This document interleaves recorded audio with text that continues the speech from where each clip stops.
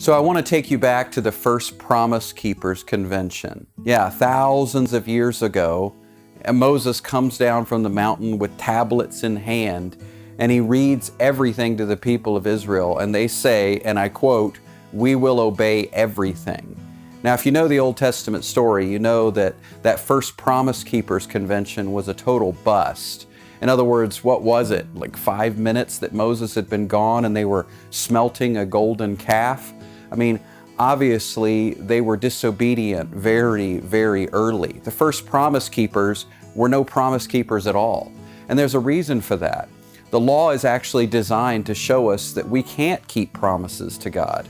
Real Christianity is not about us proving our faithfulness to God. It's really about letting God prove His faithfulness to us. You know, one of my favorite things about the New Covenant is that the book of Hebrews tells us that God could swear by no one greater, so He swore by Himself. He swore by Himself so that by two unchangeable things, God and God. Yeah, those are the two unchangeable things. You're changeable, right? So am I. I'm very changeable. Just follow me around for a day and you'll see that my performance and even my belief, well, it might wane and it might be big or small in a given moment or situation. It's like riding a roller coaster. We are very changeable. And because of that, because God knew that, He instead swore by Himself so that by the unchangeable God and the unchangeable God, we would have this covenant as an anchor. So, Christian, what has been anchoring you? Is it your promises to God? Good luck with that.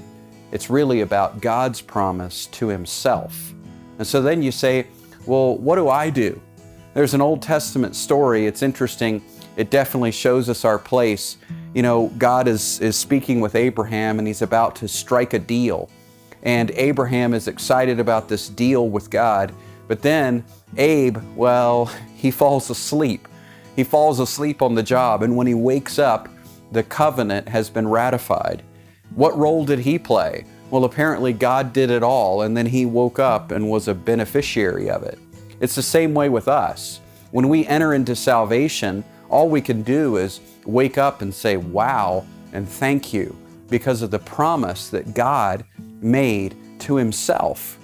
So, do you realize that there is something incredible, unshakable, unbreakable, unchangeable that has got you locked in, sealed forever, and that is God's promise to Himself? People often ask, can I lose my salvation? And then the next question is, but what if I? But what if I commit a really big sin? But what if I commit the same sin over and over and over again? We put ourselves in the equation, don't we? But what if I? And the gospel is announcing it's not about us. It's not about our promise keeping. It's not about our faithfulness. It's not about our performance. Even when we are faithless, He remains faithful because He cannot disown Himself. There's a rich truth in there. Where does Jesus Christ live? He lives in you. Why will God never disown you? Because He can't disown Himself, and He will live in you forever. Do you see the promise that has sealed the deal for you? It is a promise that God made to Himself, and it is rock solid.